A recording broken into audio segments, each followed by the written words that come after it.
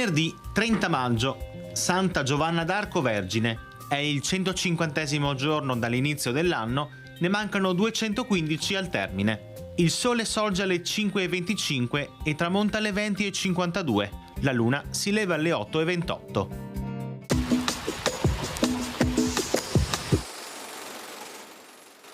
Le flotte veneziana e genovese si scontrano nel mare davanti ad Anzio. Con un tempo inclemente, la battaglia dura tutto il giorno e al calar della sera 5 galere genovesi sono catturate e una sesta finita sugli scogli.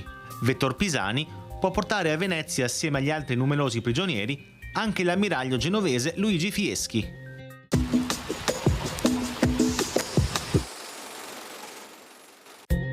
Le previsioni per domani.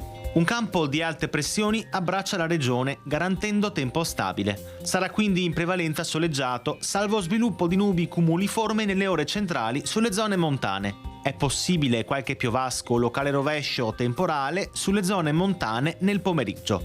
Temperature minime stazionarie, massime in lieve aumento e superiori alla media del periodo in pianura.